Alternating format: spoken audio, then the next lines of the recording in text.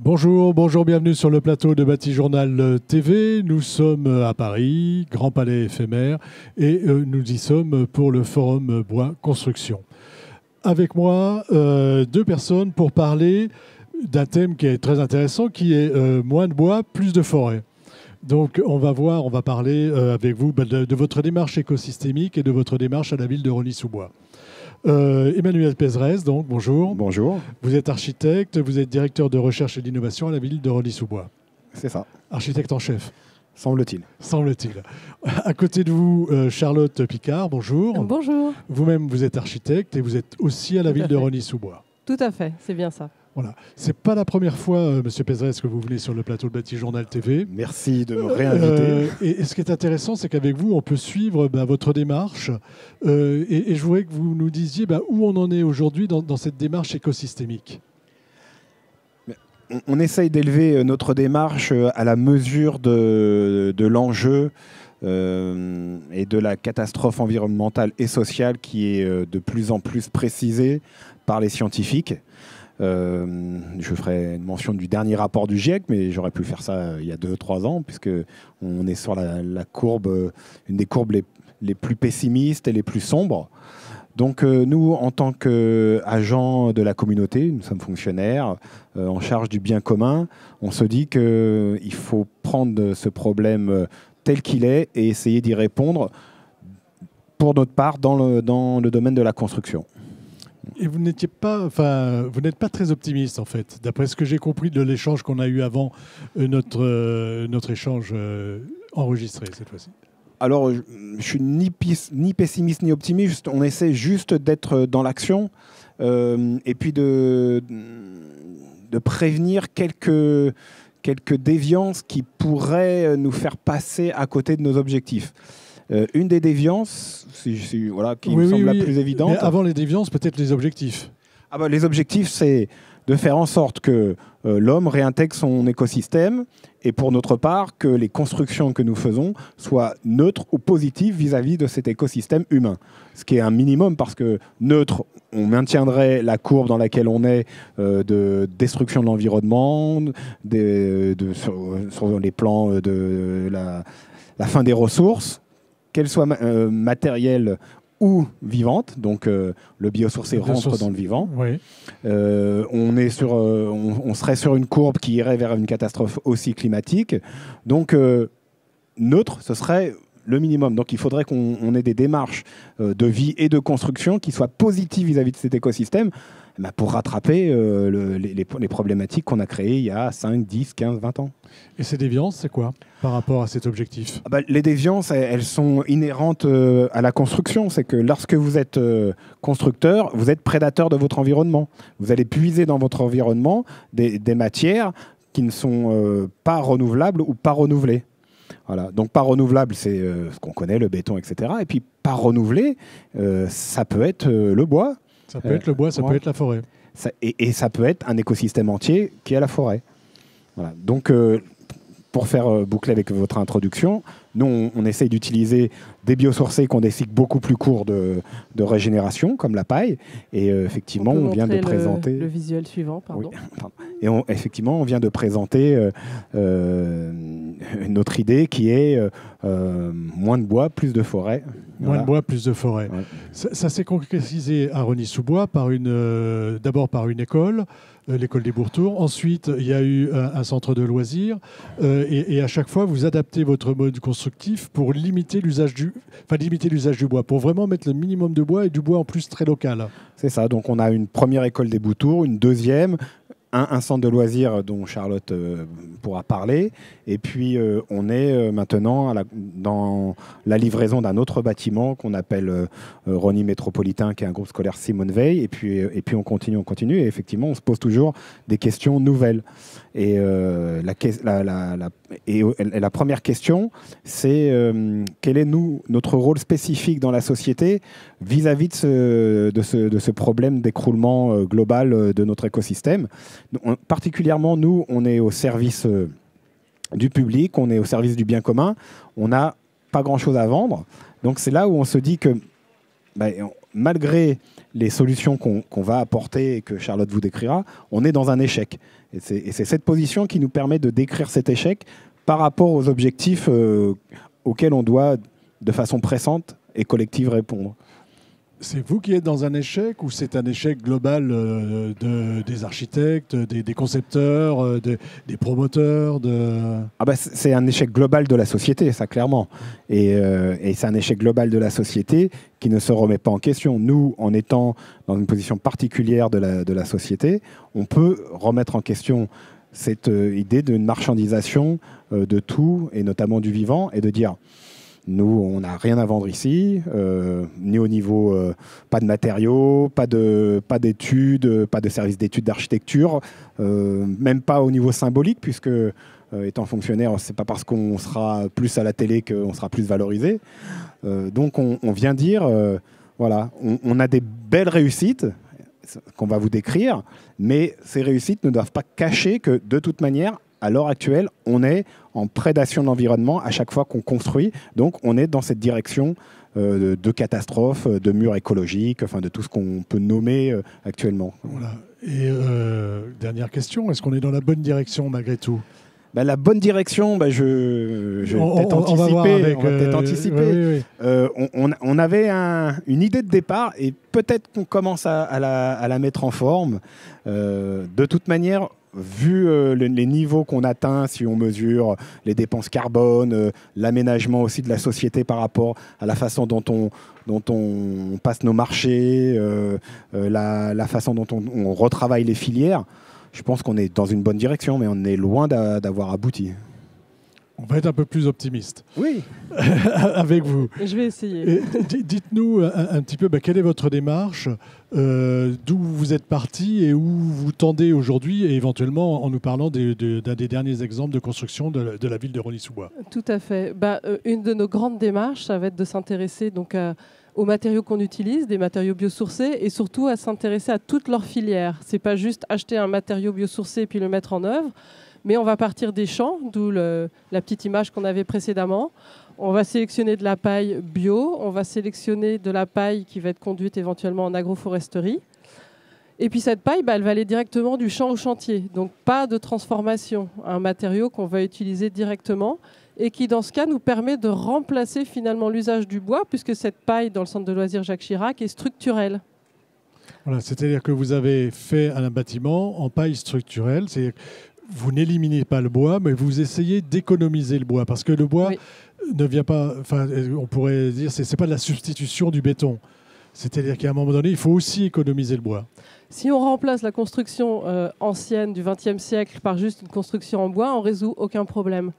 Donc là, c'est vraiment une recherche d'autres façons de faire, peut-être de moins faire aussi. Il y a une certaine décroissance dans notre façon d'imaginer les choses.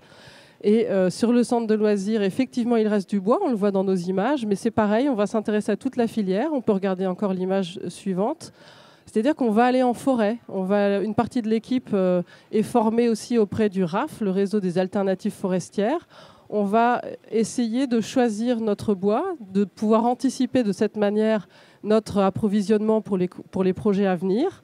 On va voir aussi les scieurs. Donc on s'imprègne de tout cet écosystème le plus local possible. On est dans les forêts franciliennes, on est dans les scieries aussi franciliennes ou juste autour, pour s'assurer que le bois qu'on va quand même utiliser sera le plus vertueux possible. Et on va réfléchir à qu'est-ce que c'est que ces écosystèmes, comment on peut reconstituer ces écosystèmes en faisant des plantations mixtes, en fait, à la fois de céréales, de haies fruitières et puis d'arbres pour la construction. C'est-à-dire qu'on reviendrait à des prébois ? C'est ça. C'est ça ? C'est ça, des bocages nourriciers donc, et œuvrables. Un de nos projets actuels, c'est de recréer des bocages nourriciers œuvrables, c'est exactement ça. C'est-à-dire d'avoir la haie, qui est un biotope particulier parce qu'elle permet la connexion entre la plaine, le champ et quelque chose de plus boisé, donc des espaces de contact favorables à la biodiversité, qui permet d'avoir la capacité œuvrable en ayant des arbres de grande tige, mais qui permet aussi de se nourrir en ayant toutes les strates de ce qui peut pousser dans la haie, en jouant aussi avec l'ombre et le soleil. Ça, c'est quelque chose que vous êtes en train d'expérimenter. Oui. C'est où et comment ça se passe? Je ne sais pas si on peut tout dire, parce On qu'on peut n'est pas pas tout au dire. bout de notre expérimentation. Non, mais... Au fur et à mesure des projets, on prévoit en fait dans notre projet à chaque fois une petite part du budget pour mener ces expérimentations. Et l'idée, c'est d'à terme de compenser complètement ce qu'on a prélevé, tout en recréant des écosystèmes riches. D'accord. Si on prend l'exemple de la paille là, que vous êtes allé, vous disiez que cette paille était cultivée en agroforesterie. Très concrètement, par rapport aux... Parce que moi, ça ressemble quand même assez aux champs qui sont pas loin de chez moi en Seine-et-Marne. C'est-à-dire, on a quand même une grande surface. Je vois pas d'arbres, enfin, ou pas trop. Il y a un peu de haies derrière. Ce sont des paysans qui sont en train de transformer aussi leur façon de faire. Voilà. Donc, en choisissant cette paille-là, on encourage aussi certains modes d'agriculture et de gestion forestière. Voilà. Et cette haie plantée qu'on voit derrière, c'est ce dont vous parliez tout à l'heure, enfin tout de suite. Alors non, nous on va beaucoup plus loin que ça. Ça c'est une première étape. Ça c'est une première étape parce que on est dans un processus dynamique et donc on reviendra l'année prochaine pour vous présenter deux choses. On va faire un peu de teasing. C'est haies œuvrables nourricières. Et puis, on vous parlera d'une céréale vivace qui nous permettra de construire et de nous nourrir, ce qui nous permettra de nous passer de ces machines que vous voyez là, donc d'économiser encore du carbone, d'économiser encore de la matière, parce qu'on n'a plus besoin de replanter cette céréale. Voilà, donc on reviendra vous parler de tout ça. D'accord. C'est bien de faire du teasing. Ça fait quand même 3 fois qu'on se voit. Merci encore. sur le... Donc, continuons sur la construction, sur la paille et sur la manière dont vous intégrez. Parce qu'à un moment donné, il faut construire, il faut que ça tienne, il faut que ça réponde à certaines normes. Il y a des gens qui vont être des occupants, des usagers. Il ne faut pas qu'ils aient trop chaud, il ne faut pas qu'ils aient trop froid. Donc, comment vous intégrez tout ça avec ces modes constructifs-là ? Justement, la paille, en plus d'être structurelle, c'est un très bon isolant qui fonctionne à la fois pour le confort d'été et le confort d'hiver. Donc quand on voit nos murs en paille, que la paille soit finalement structurelle comme ici, où là on a carrément une épaisseur de mur de 80 cm, ou quand elle est utilisée en remplissage d'ossature bois plus classiquement, dans les deux cas, on se garantit une très bonne résistance thermique des murs et donc un très bon confort. Pour parler un peu plus de la structure, on est en R+1, c'est-à-dire qu'on a un rez-de-chaussée plus un niveau. Donc déjà, c'est une performance, c'est quasiment une première dans un ERP de cette catégorie-là. Il y a eu un petit ERP qui s'est fait, mais un établissement recevant du public. Mais donc on a dû éprouver notre mur. Donc notre mur, c'est de la paille, mais c'est aussi de la terre de chaque côté, et terre plâtre ou terre selon les parois. Et donc on a passé une éprouvette de 4 mètres par 4 mètres dans un laboratoire d'essai, qu'on a mis sous pression. On a allumé le feu, c'est un four. Et puis mes collègues avaient l'air d'être un peu tremblants sur le résultat. Moi pas. On devait tenir une demi-heure. On a tenu 2 heures et on a arrêté le four. Et le mur était toujours structurellement là, sans problème, sans dégradation. Donc on a aussi la découverte des capacités de tenue au feu de ce type d'éléments, de structures en paille porteuse enduite en terre. Sur ces innovations, ou en tout cas ces utilisations de techniques non courantes, dès le début de l'opération, on échange avec le bureau de contrôle et on ne part pas comme ça oui, c'est pas, avec parce que c'est juste une idée, mais on sait qu'il va falloir... Vous allez loin et vous partez avec le bureau de contrôle, enfin vous apportez toutes les garanties habituelles qu'on peut apporter dans le cadre d'une construction. Tout à fait. Et on répond à ces questions au fur et à mesure. Les tests, on les fait à sa demande, évidemment, pour avoir toutes ces fameuses garanties. On va plus loin que ça, on les anticipe. Puis comme vous voyez, on travaille sur le long terme. C'est aussi l'avantage d'être dans nos services publics, c'est que nous, on a du temps. Et on a aussi une connaissance de ce qui s'est fait ailleurs. On savait qu'en Angleterre, il y avait un mur qui était enduit de la même façon, qui était non porteur, parce qu'il y a une structure bois, mais qui avait tenu très longtemps au feu, dans les mêmes conditions. Donc du moment où on a su que structurellement la paille tenait à la charge, on savait la protéger au feu et il n'y avait pas de problème. Il n'y avait pas de problème, il n'y a pas eu de souci. Aujourd'hui, le bâtiment est terminé? Oui, le bâtiment est terminé. Les enfants sont dedans depuis 1 an à peu près. Et tout se passe bien? Et ils sont très contents. Le premier été, l'année dernière, les parents me demandaient il y a la clim ici? Et en fait, non, pas du tout. D'accord, y compris quand il a fait très chaud l'année dernière. Tout à fait. Cette année, il pleut. Par rapport à l'hygrothermie, comment ça se passe? Du moment que la paille est bien protégée, qu'elle est soulevée du sol, effectivement, pour ne pas avoir les pieds dans l'eau, et qu'elle a son chapeau aussi au-dessus pour être protégée de l'eau, il n'y a pas de souci. Après, comme c'est des bâtiments innovants, on les instrumente beaucoup pour pouvoir avoir beaucoup de données, pour pouvoir ensuite partager tout ça avec tout le monde. Voilà, parce que l'idée, c'est que ce soit aussi reproductible. Vous faites de l'innovation, mais il faut que ce soit reproductible. Il y a un autre bâtiment, je vais vous demander d'en parler rapidement, malheureusement, parce qu'on arrive au bout de notre petit échange. Il y a un autre bâtiment en construction actuellement. Quelles sont ses particularités et qu'est-ce que vous travaillez, qu'est-ce que vous innovez, comment vous innovez avec ce bâtiment? Alors, je vais le faire, Charlotte. Oui, le sujet était un peu différent parce que le bâtiment était d'une ampleur plus conséquente. Là, on a 1000 m², on est à 3500. Et on avait un temps extrêmement court. On a eu 3 ans du moment où on a commencé à nous parler du projet. Voilà, où on nous a confié le projet. On n'avait pas de terrain, on n'avait pas. Donc on a choisi d'avoir un bâtiment en caisson, donc bois et paille. Et l'idée, c'était vraiment de se passer de tout ce qui est plastique. Et on a commencé par supprimer les pare-pluies et les pare-vapeurs pour le remplacer par de la terre. Donc on a fait un module paille, bois et terre. Voilà, en préfabriqué, dans une petite fabrique foraine pas très loin de chez nous, avec les mêmes principes que pour le reste, de la paille bio, du chêne francilien, du feuillu, parce que là, notre forêt est beaucoup de feuillu. Feuillu ici, voilà. Oui. Donc on est dans cette dynamique-là, mais peut-être que on va vous montrer peut-être quel est notre objectif, et de là on est parti, puisqu'on arrive à la fin. L'objectif, voilà, c'est ça. Quand on a le tout, c'est de moins construire. Voilà. Clairement, si on peut moins construire, on va supprimer tous les problèmes d'impact et de prédation de la construction. Donc, moins construire et rénover quand même, peut-être. Rénover, bien sûr, mais moins construire. Et on se dit que dès le départ, moi j'avais proposé à ce que l'école se fasse en forêt. Je prenais le jardin d'Épicure comme un exemple, et on m'a regardé un peu bizarrement. Et puis finalement, avec le temps, est arrivé le mouvement des forest schools. Et nous, maintenant, c'est un peu ce qu'on essaye de faire. On emmène nos enfants dans les forêts pour leur apprendre à ce qu'est la nature, mais la nature, c'est aussi eux-mêmes.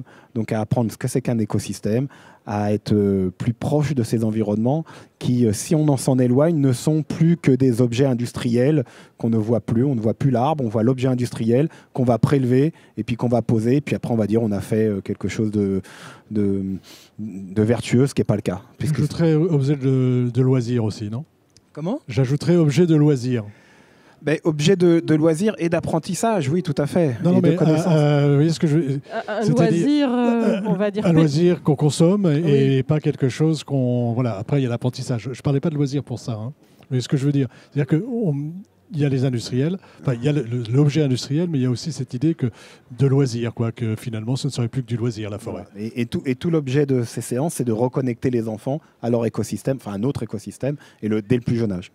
Vous avez le mot de la fin. Je n'avais pas préparé de mot de la fin. C'est pas grave. Ce qui est fantastique, en tout cas, c'est de travailler avec les enfants parce qu'ils comprennent tout de suite pourquoi on fait nos choix. Ils comprennent tout de suite l'intérêt d'aller en forêt.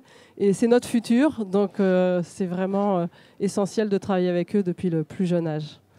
Écoutez, merci d'être venu nous reparler de ce que vous faites, de ce que vous à Rosny-sous-Bois et de tout ce travail d'innovation que vous faites. Et puis donc rendez-vous l'année prochaine, puisque j'ai compris qu'il y avait de nouvelles avancées dans vos recherches. Si on nous invite, on viendra avec plaisir. Volontiers. Merci. On vous invitera. Merci. Une émission donc à retrouver sur notre site internet Bâti Journal TV, sur les sites de nos partenaires, donc le Forum Bois Construction et bien sûr France Bois Forêt. Merci à vous d'être venu jusque-là. Merci beaucoup. Merci.